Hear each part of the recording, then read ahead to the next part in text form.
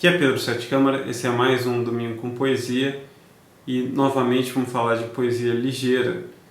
Uma coisa que me interessa muito nisso é que a poesia ligeira poderia ser uma espécie de introdução à poesia não ligeira, à poesia difícil.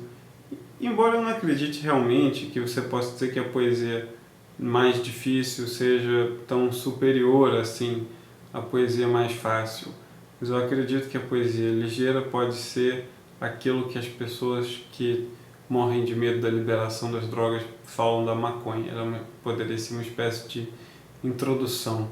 Você começa a gostar de poesia ligeira e aí você depois quer mais e mais e mais.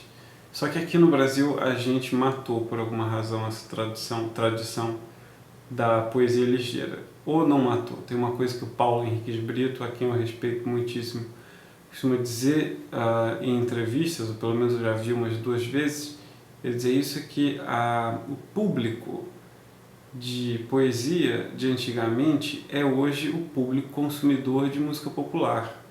Obviamente ele se refere a essa vertente mais pretensiosa, e eu uso a palavra pretensiosa sem uma conotação negativa, porque eu confesso que eu sinto até um certo desprezo por aquilo que não tem pretensão nenhuma, afinal você tem que ter pretensão de ser bom, no mínimo. Mas essa vertente mais pretensiosa, intelectualizada, com ou sem aspas, da música popular. E não sei se isso é verdade, acho que é uma tese interessante de se investigar, mas eu já lançaria um poema como esse, da Sophie Hannah, nessa tradução que eu fiz, como um contra-exemplo, porque esse poema é muito menos pretensioso do que, sei lá, muitas músicas do Djavan ou do Caetano Veloso, né? Ele tem uma linguagem totalmente direta no inglês original, e eu espero também na minha tradução que tem, né, a única coisa convoluta que tem é o ponto de trem, porque a gente não tem exatamente um ponto de trem aqui, mas eu quis deixar isso. Mas enfim, é um poema muito mais simples do que muitas dessas músicas, assim, no seu significado, é claro, né? É muito menos pretensioso, mas eu ainda acredito que é mais sofisticado, porque você percebe que tem pelo menos 2 interpretações possíveis aqui, da qual vou falar. Ele tem todo um ritmo que ele sugere.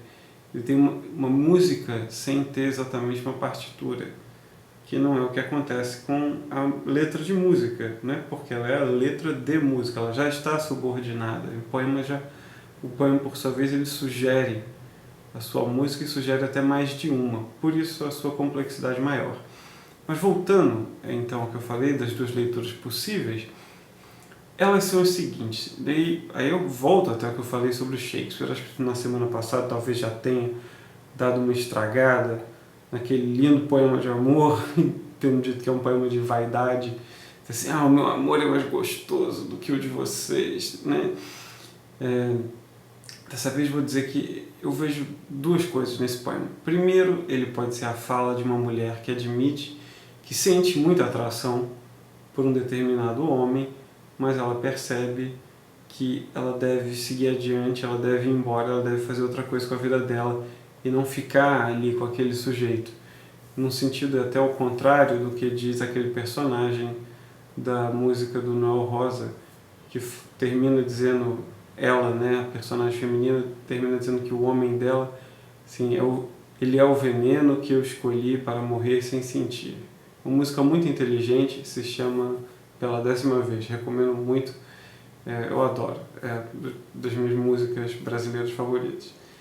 E a outra interpretação, e aí eu gostaria que houvesse uma certa sinceridade por parte das leitoras, admitir que a mulher poderia dizer isso também para mascarar o fato de que ela não se sente mais atraída pelo sujeito, ainda que admita que ele possa ser importante ou ter sido importante, e ela está simplesmente querendo ser legal. Você não está indo embora, mas...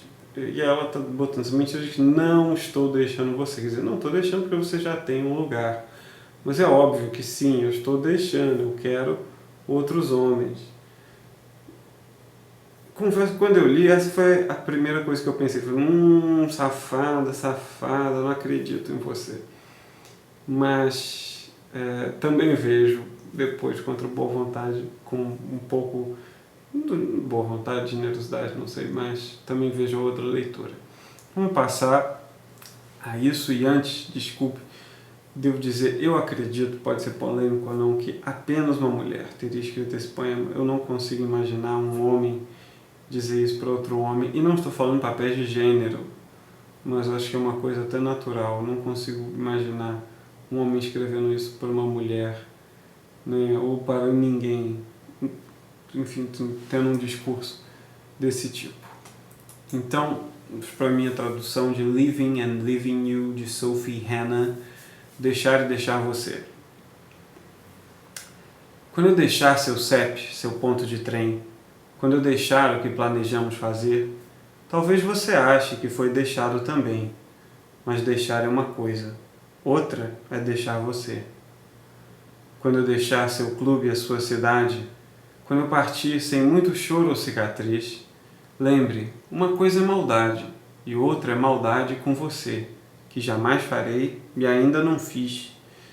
E quando eu me for, lembre que, ao pesar tudo, o amor, o aluguel mais barato, você foi todos os porquês eu me dei para ficar. Mas, para partir, você não foi meu porquê.